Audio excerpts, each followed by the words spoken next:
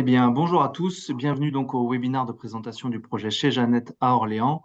Et je suis accompagné aujourd'hui de trois intervenants pour ce webinaire. Donc, Gary Martins, un des cofondateurs de Chez Jeannette, justement, Maxime Sauvanet, qui est directeur d'investissement de l'immobilier géré chez M Capital, et Vincent Lachaine, le directeur du développement M Capital, qui nous présentera la partie ESG. Merci à tous d'être avec nous. Petit rappel pour ce webinaire, chose importante, donc ce webinaire est exclusivement réservé aux conseillers en gestion de patrimoine. On vous demandera de garder vos micros coupés.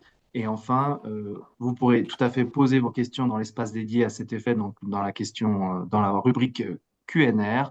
On y répondra directement lors du webinaire ou à la fin dans le chat. Vous pourrez évidemment ensuite visionner le replay du webinaire à tout moment. On vous l'enverra puisqu'il est enregistré. En préambule, le projet qu'on va vous présenter aujourd'hui vous pourrez évidemment le retrouver sur la plateforme builder.fr. Builder étant une plateforme offrant des solutions d'investissement à forte valeur ajoutée environnementale, sociétale et économique afin d'investir de façon innovante dans l'immobilier.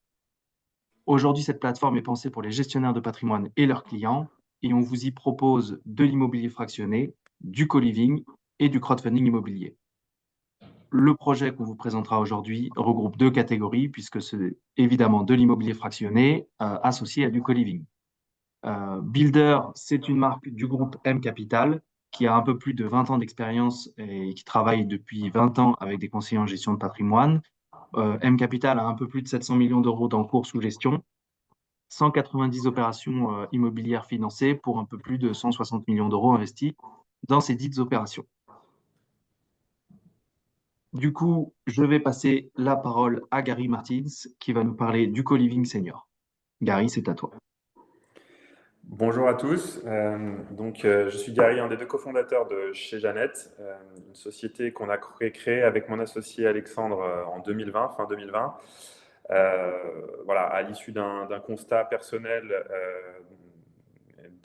dans la gestion de la perte d'autonomie de nos grands-parents respectifs, et qu'on a créé avec un objectif de créer une nouvelle case finalement dans le parcours de vie des seniors entre le domicile privatif et les solutions d'hébergement médicalisé type EHPAD, de manière à offrir un cadre qui soit à la fois convivial, à la main de ces habitants, plus que ne peuvent l'être des établissements, et en même temps accompagnant et sécurisant de manière à offrir une vraie bulle de vie aux seniors entre leur chez eux initial et des solutions faites pour la grande dépendance.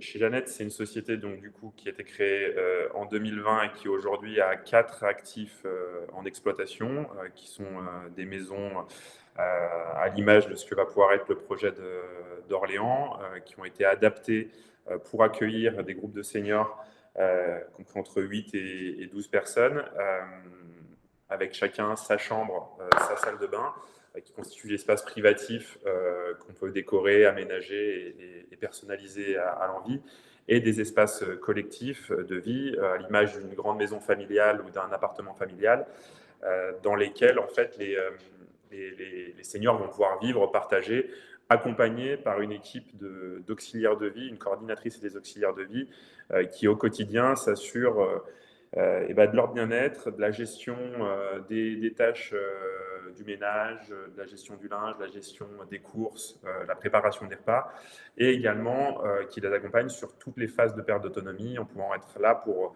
les aider sur une aide à la douche, une aide à la toilette, une aide à l'habillage, et j'en passe. Le but étant d'avoir un cadre qui soit très accompagnant pour le senior, qui puisse être serein dans l'approche en abordant sa perte d'autonomie, pouvoir envisager d'y vivre sur une durée longue. La durée moyenne de vie dans ce type d'habitat, c'est 4 ans, dans ce qu'on observe notamment à l'étranger, où le concept est très développé. Et on atteint des taux d'occupation qui sont très importants, puisqu'on va osciller en rythme de croisière sur des taux d'occupation de l'ordre de 97-98%, qui permettent en fait d'assurer la pérennité de ces habitats et d'en faire une solution d'avenir sur le territoire français. Si on s'intéresse maintenant au volet du marché, donc on parle d'un marché du senior qui, sans surprise, a de l'avenir, dans le sens où la population en France va vieillir sur les prochaines années. On estime que le nombre de seniors de plus de 60 ans va augmenter de près de 30% d'ici 2050, avec aujourd'hui des solutions pour l'accompagnement de ces seniors qui sont assez figées autour de l'EHPAD, de la RSS et du domicile, et avec un besoin caractéristique des familles aidantes et des seniors de trouver de nouvelles solutions qui soient plus en phase avec les nouvelles volontés, envies des seniors. Voilà, surtout quand on observe qu'aujourd'hui, 20% des seniors qui se trouvent en EHPAD, par exemple, en fait, n'ont rien à y faire. Ils sont allés plutôt par manque d'alternatives, que les aidants dans l'accompagnement de seniors à domicile ont tendance à s'épuiser et se retrouvent avec un métier qui n'est pas un métier qu'on apprend. Il n'y a pas d'école pour accompagner ses parents dans la perte d'autonomie. Donc l'idée poussée par l'État également avec la loi Elan 2018, c'est de venir créer une nouvelle case dans le panel des offres proposées aux seniors et aux familles dans l'approche de cette perte d'autonomie, avec le cadre de l'habitat inclusif, qui est ce que fait chez Jeannette. Alors ça a plusieurs noms: habitat inclusif, co-living senior, habitat partagé senior accompagné, mais l'idée étant la même, de pouvoir accompagner des gens dans un cadre de domicile, une grande maison en l'occurrence, voilà, avec un service très présent, évolutif, et qui est capable d'accompagner ce groupe de seniors de manière tout à fait personnalisée. Sur la slide suivante, peut-être,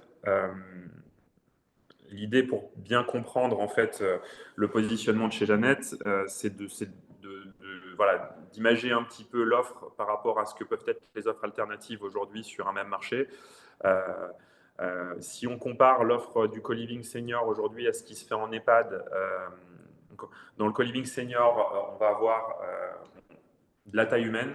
Donc le principe, c'est vraiment d'être sur des unités qui vont accueillir entre 8 et 12 seniors, donc quelque chose dans lequel on peut orienter le projet, dans lequel on peut vivre en gardant son rythme, en gardant ses habitudes. On petit déjeune quand on le souhaite, on déjeune quand on le souhaite, on dîne quand on le souhaite. On va avoir des activités qui vont être en phase avec ses envies, parce que en fait, c'est travailler, partager avec l'équipe et ses colocataires en permanence.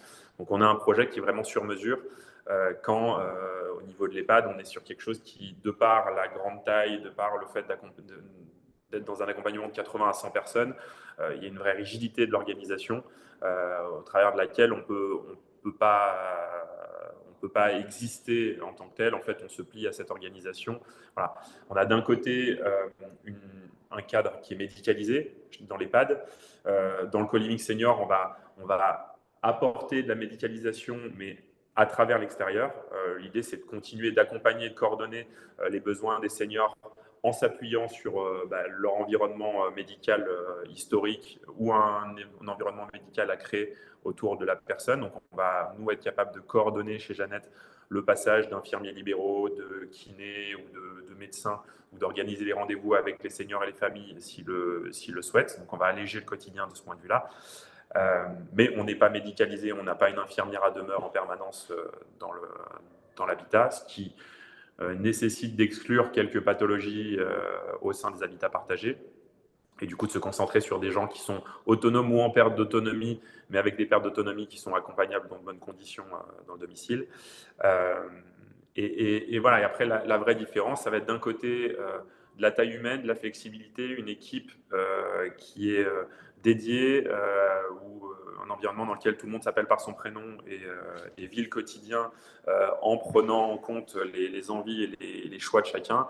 Et du côté de l'EHPAD, une organisation qui est nécessairement plus rigide, avec voilà, des heures de douche, des heures de déjeuner, des heures de dîner, des activités qui sont choisies par l'établissement et auxquelles on peut adhérer ou ne pas adhérer. Donc il y a un cadre qui est assez différent de ce point de vue-là. Peut-être un mot également sur le marché de la résidence service senior. Le marché de la résidence service senior, aujourd'hui, on est sur un marché qui alors, a un petit peu de difficulté en ce moment. Pourquoi ? Parce qu'on est dans un cadre qui finalement offre du service d'animation, offre un environnement agréable et sécurisant pour le senior d'un point de vue immobilier, mais qui traite finalement assez peu le sujet du service et de l'accompagnement de la perte d'autonomie du senior.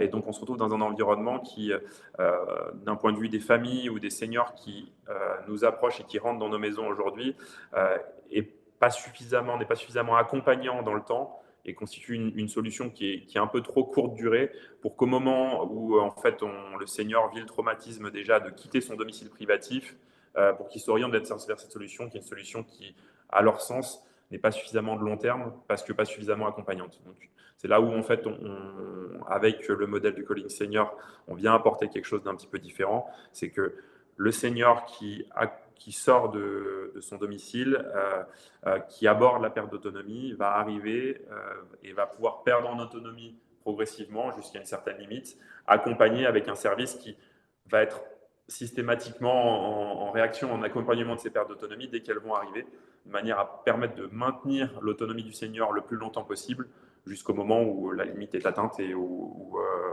l'orientation vers l'EHPAD devient nécessaire. Merci beaucoup, Gary. Voilà, je passe la main. Merci pour cette partie marché et ces éclaircissements. C'était très intéressant. Donc, si je comprends bien, on est beaucoup plus dans l'humain dans votre solution que sur la partie EHPAD. Je vais passer du coup la parole à à Maxime Sauvanet, pardon, pour la présentation de l'opération. Maxime, c'est à toi. Oui, bonjour à tous. Oui, effectivement, là, on se parle aujourd'hui sur une opération située à Orléans, une très belle maison de maître, hôtel particulier de 460 mètres carrés situé à Orléans, Orléans Intramuros. Orléans, on est à 1 heure et demie de Paris en voiture, ce qui nous permet de viser non seulement la population orléanaise aux alentours, mais également les personnes situées en Île-de-France et leurs familles. Parce qu'il est assez simple de venir sur une journée ou le week-end visiter ses parents ou ses grands-parents. Dans Orléans Intramuros, pour ceux qui connaissent, on est situé à proximité des boulevards principaux que sont Rocheplatte et Jean Jaurès, avec une proximité des transports, parce on a des arrêts de bus dans la rue et surtout on est à moins de 10 minutes à pied de la gare TER d'Orléans. Et on se trouve à moins de 30 minutes du centre historique d'Orléans, avec notamment la cathédrale et la statue de Jeanne d'Arc que tout le monde peut visualiser. Donc c'est ce qui nous a plu dans la localisation. Si on regarde un petit peu plus maintenant la maison sur la slide suivante, Pierre, s'il te plaît. Ouais, ouais. On est pour le Euh, moment. donc voilà, on a une jolie photo là sur la partie gauche, de la slide. Donc là, on est côté jardin parce qu'on a la chance de bénéficier d'un parc de près de 1900 mètres carrés. Je précise tout de suite, on a encore un droit à construire sur ce parc-là d'une centaine de mètres carrés.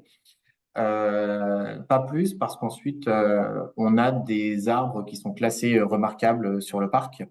Donc, on n'aura pas plus que 100 mètres carrés, mais c'est déjà une belle réserve pour le futur. Donc, dans cette maison de 460 mètres carrés qu'on va totalement réhabiliter selon le cahier des charges de chez Jeannette, on va pouvoir accueillir 11 colocataires avec chacun, évidemment, sa chambre, sa salle de bain et ses sanitaires, ce qui représente une moyenne d'environ 40 mètres carrés par personne. Donc, on est sur des ratios qui correspondent tout à fait au co-living, au co-living senior. Ce que disait Gary tout à l'heure, c'est que la maison va s'articuler également, en plus des parties privatives, avec des parties collectives qui sont situées au rez-de-chaussée avec le salon, la salle à manger, la cuisine, tout étant évidemment paramétré pour les seniors et anticipé dans leur perte d'autonomie pour leur faciliter les gestes, avec par exemple de l'électroménager à hauteur d'homme. On revoit certaines plaintes pour pouvoir mettre les pieds un peu plus loin sous les éviers. Voilà, c'est quelque chose ce sont des points qui sont pensés jusqu'au bout. On met cette maison également aux normes PMR avec l'installation d'un ascenseur qui accède à tous les niveaux. Donc, on est sur une maison en R+2 et on souhaite évidemment que tous les colocataires puissent accéder à leur logement. On peut imaginer une perte d'autonomie pérenne, mais aussi une perte d'autonomie temporaire où, suite à une chute, un des locataires se retrouverait en fauteuil ou en tout cas diminué physiquement. Il faut qu'il puisse continuer à accéder à son logement privatif. On a quelques photos ici de l'état initial, évidemment. On voit le parc, on voit quelques parties communes avec le porche en haut à gauche, où on adapte également, en bas à gauche, pardon, où on adapte également l'accès pour les personnes qui connaîtraient un handicap physique et des beaux volumes, une belle hauteur sous plafond et une maison qui techniquement est simple à réhabiliter. Merci beaucoup, Maxime, pour la présentation du projet. Du coup, on va passer donc à la partie impact ESG et je donne du coup la parole à Vincent Lachaine. Merci Pierre. Alors effectivement, comme Pierre l'a rappelé en introduction, Builder donc, fait partie du groupe M Capital, qui est lui-même société à mission et labellisé Bicorp. Et avec Builder, notre objectif, c'est vraiment de permettre aux Français de mieux vivre en ville et aux investisseurs de tirer parti de ces transformations. Donc l'impact environnemental et social est vraiment un sujet au cœur de notre démarche d'investissement. Et le dossier chez Jeannette Orléans que nous proposons aujourd'hui est vraiment dans cette veine. Parmi nos engagements, l'objectif qui est inscrit aussi dans des règles ZAN, par exemple, c'est de privilégier la régénération urbaine par rapport à l'étalement urbain, qui est un sujet important aujourd'hui. Deuxièmement, c'est vraiment de soutenir les projets de réversibilité. Vous avez compris qu'on est dans un actif résidentiel qui garde cette capacité. Ça évite aussi de casser de l'ancien, de très belles factures pour construire du neuf de qualité des fois plus relative. Et ensuite, c'est repenser la résilience du bâti pour s'adapter au changement climatique. Donc on va le voir à la fois sur le bâti et sur l'extérieur, on est vraiment complètement dans le sujet. Au niveau du dossier, je vais pas faire une redite de ce qu'a très bien présenté Gary, mais dans ce lieu de vie partagé, on a un impact sociétal parce que c'est pas uniquement de mettre des seniors entre eux. Vous avez aussi la présence d'un logement jeune qui est intégré complètement au bâtiment. C'est pas il n'y a pas d'entrée à côté. C'est vraiment ce qu'on veut, c'est que les gens vivent ensemble et de manière aussi intergénérationnelle. Au niveau du quartier, vous l'avez compris, on est en hypercentre d'Orléans, donc on est proche de toutes les commodités. C'est très pratique pour aller faire du sport, pour accéder à la culture, parce qu'on a tous des parents ou des grands-parents qui sont dans des structures EHPAD ou maisons de retraite. Des fois, on a des endroits assez tristes. Là, ce qu'on veut, c'est vraiment qu'il y ait de la vie et que nos anciens, nos aînés soient vraiment intégrés dans l'environnement local, ne soient pas exclus du lieu de vie d'Orléans. Les visites, Gary en a parlé aussi, l'idée c'est vraiment qu'il y ait un service, et c'est ça aussi qui fait la valeur ajoutée de ce dossier, avec l'organisation de rendez-vous, il y a aussi des questions de sécurité, de téléalarme, préparation de repas, enfin on veut vraiment que, disons qu'on veut garder ce qui se passait dans l'ancien temps, où les gens restaient en famille, mais avec un accompagnement et une gestion professionnelle, c'est ça qu'on essaye de transmettre dans ce dossier. Et au niveau de l'impact environnemental, déjà, comme vous le savez peut-être, rénover un bâtiment, c'est 60 fois moins de carbone que de créer un actif neuf.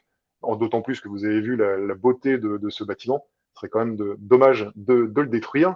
Donc, on va le faire monter d'au moins 2 notes énergétiques, 2 à 3 notes énergétiques sur le fameux DPE, que maintenant, je pense, tout le monde connaît. Et au niveau de la rénovation, on va utiliser des matériaux biosourcés. On va également installer des systèmes ce qu'on appelle hydroéconome, donc des mousseurs pour limiter la consommation d'eau, et aussi sensibiliser les occupants sur des sujets écologiques, donc notamment la gestion des déchets, la gestion de l'énergie, de l'eau. Voilà, on rappelle aussi, Gary et ses équipes rappellent les bonnes pratiques pour avoir l'impact carbone le plus limité sur l'actif. Et enfin, au niveau de l'aspect végétalisé, parce que c'est un des gros points forts de l'actif, c'est qu'on a beaucoup de surface végétale, qui, vous le savez, dans des environnements urbains, évite aussi les îlots de chaleur et permettent de maintenir une certaine biodiversité. Donc, par exemple, au-delà de la densité des espaces verts, il y a aussi des plantes, ce qu'on appelle des plantes indigènes, donc des plantes locales. Donc, ça permet aussi de maintenir des écosystèmes locaux de la région orléanaise et l'installation d'un hôtel à insectes pour permettre une pollinisation de l'hypercentre. Alors, dans ce dossier, vous allez, en exclusivité, vous allez bénéficier d'un de nos deux nouveaux labels, donc qui s'appelle Social Living Spot. Donc, bien évidemment, depuis toujours, Builder a une notation ESG très poussée, avec presque plus de 50 critères sur les critères environnementaux, sociaux et de gouvernance. Et donc, le dossier chez Jeannette bénéficie donc de Social Living Spot, donc qui est un étiquetage interne qui va au-delà de la notation classique de 0 à 100. Et là, vous avez compris, il y a un impact il y a un aspect environnemental très fort sur ce dossier, mais le fait qu'on soit avec du co-living senior, ce dossier est parfait sur l'aspect social. Donc c'est vraiment c'est favoriser le fait que nos anciens puissent vivre en ville, gérer les risques sociaux, environnementaux, permettre une meilleure mobilité, la sobriété des usages et évidemment le service. Encore une fois, c'est ça qu'on essaye d'intégrer, c'est de proposer une prestation de qualité humaine et avec un tarif tout à fait accessible pour nos anciens. Merci beaucoup, Vincent. Très instructif sur la partie impact ESG, effectivement, et le label. Un petit rappel des caractéristiques clés du projet. Donc, on va évidemment faire l'acquisition et la rénovation de cet hôtel particulier du 19e à Orléans. On va le repositionner et l'exploiter en résidence de co-living pour les seniors, tel que vous l'ont présenté nos trois intervenants. La localisation, on est au cœur de la ville d'Orléans. On recherche un montant de 2 480 000 euros avec un minimum d'investissement de 5 000 euros. On est sur de l'immobilier fractionné. Euh, on a un rendement annuel cible global sur cette opération qui est de 8,7% net de frais pour vos clients, dont 6% qui sont distribués par an et versés trimestriellement. Le support d'investissement pour vos clients, ce sont des obligations indexées et on a un horizon d'investissement de 8 ans. Donc, au niveau des caractéristiques clés, au niveau des atouts, c'est qu'on a un rendement régulier de 6%, tel qu'on vient de l'évoquer, qui sera versé trimestriellement. On a un bail commercial ferme de 10 ans avec l'opérateur, des loyers indexés annuellement, un potentiel de plus-value à la cession qui est lié à la fois à la rénovation et au repositionnement d'un bien immobilier, donc qui sera transformé et ensuite revendu, et également du fait de la valorisation dans le temps de l'immobilier ancien rénové.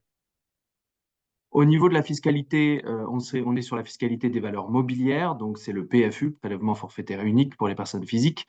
Pour les sociétés, parce que le projet est éligible aussi aux personnes morales, il y a une exonération d'IFI et on est évidemment à l'IS, donc à l'impôt sur les sociétés. On est sur un positionnement prime au cœur de la ville dynamique d'Orléans.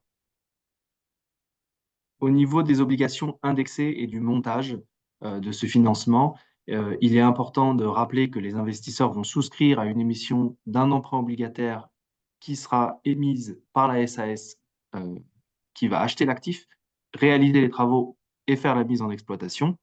SAS émettrice qui va donner un bail commercial à chez Jeannette, représenté par Gary Martins aujourd'hui, et cette SAS émettrice va émettre des obligations indexées auxquelles les investisseurs vont souscrire. Voilà pour la présentation à la fois du marché du co-living senior et du projet chez Jeannette Orléans. Si vous avez des questions, n'hésitez pas. Il y a la partie Q&R qui vous attend. On va patienter un petit instant pour voir si des personnes nous envoient des questions.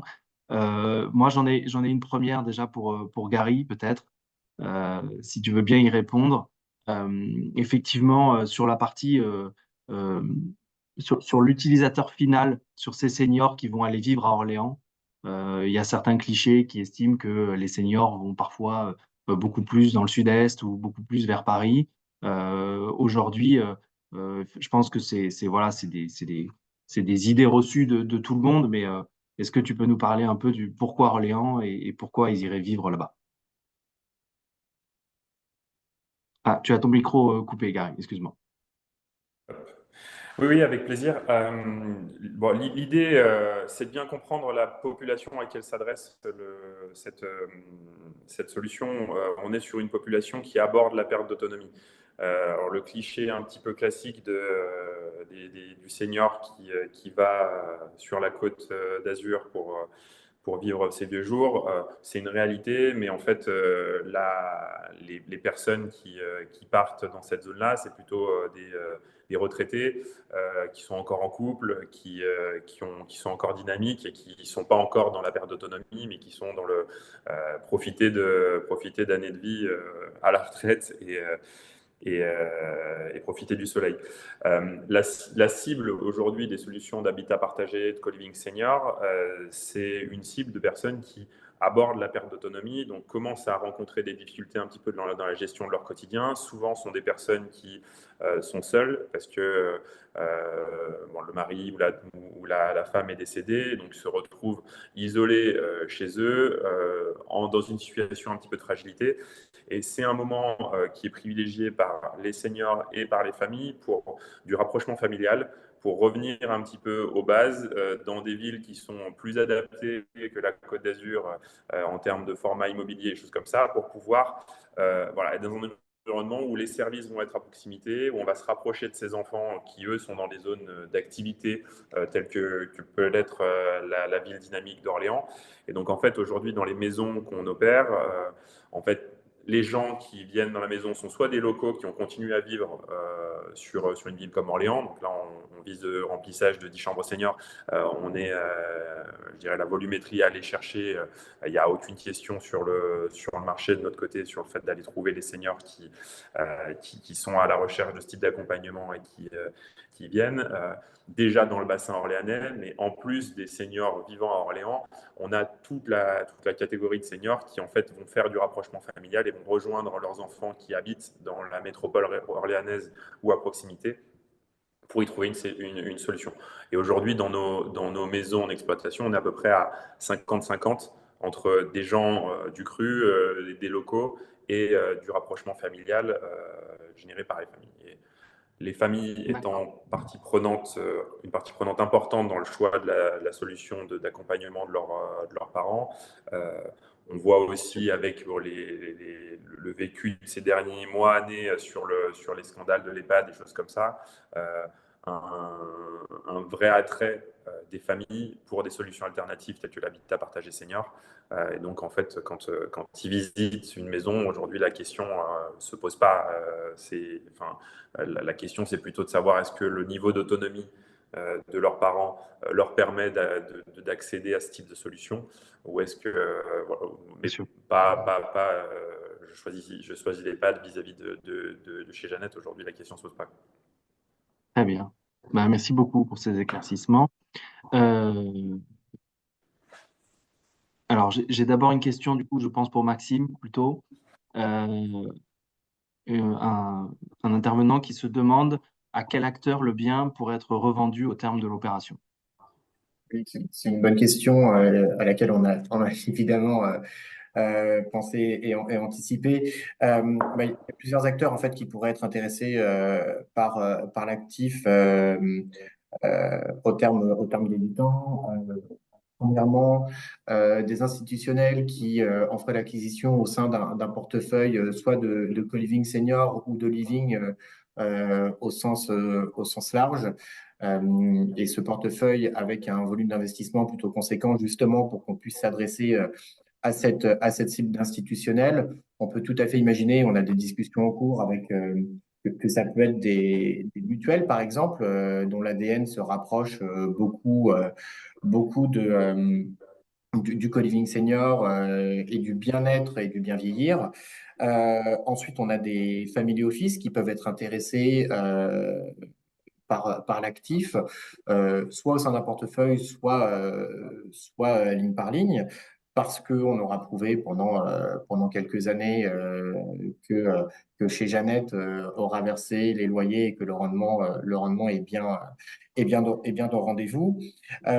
Ensuite, il faut savoir qu'on anticipe dans nos travaux la possibilité de vendre lot par lot. C'est-à-dire qu'on installe un compteur, un sous-compteur d'eau, un sous-compteur d'électricité, chambre par chambre, pour qu'on puisse se laisser la possibilité de diviser l'actif en volume, créer une copro et ensuite revendre chambre par chambre en LMNP à des investisseurs particuliers pour en faire du patrimonial.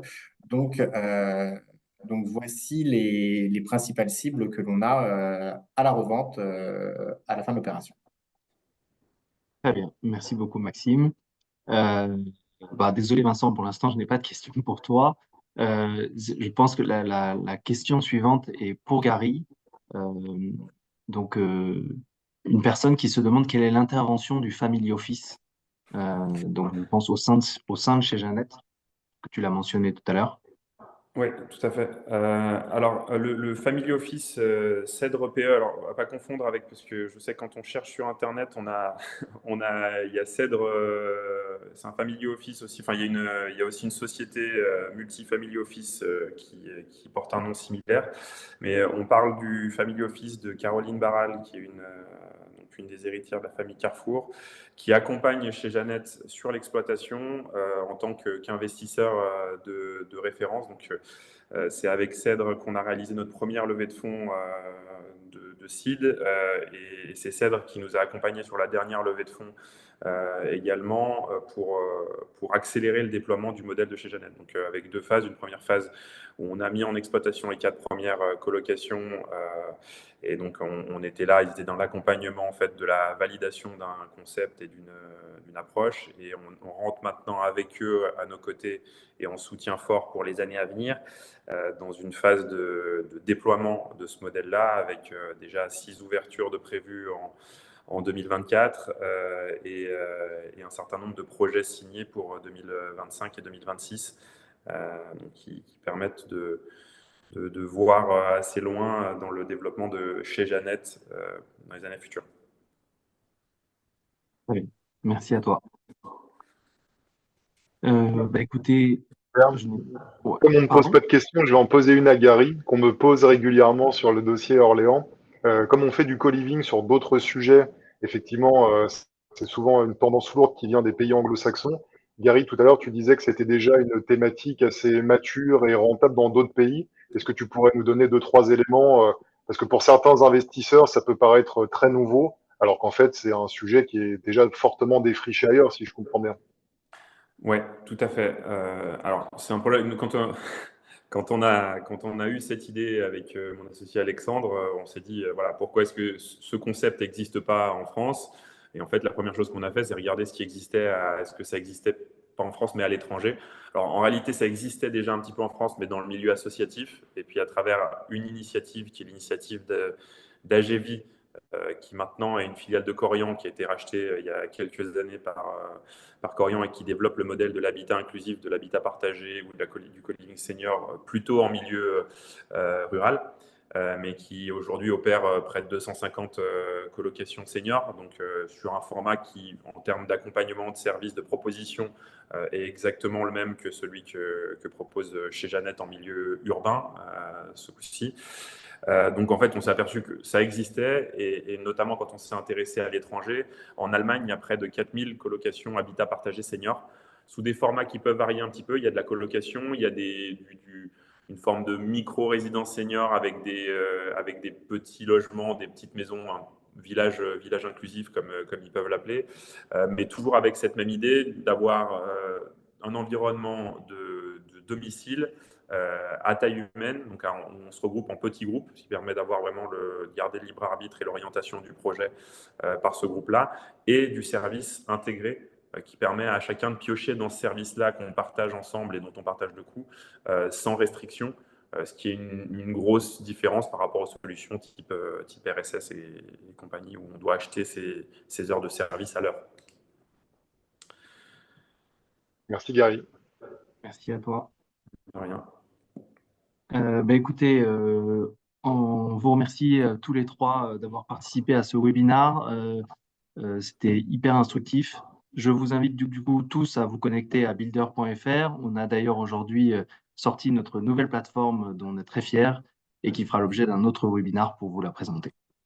Merci à tous. Merci. Merci. Bonne Bonne journée. journée. Bonne Au journée. revoir. Au revoir.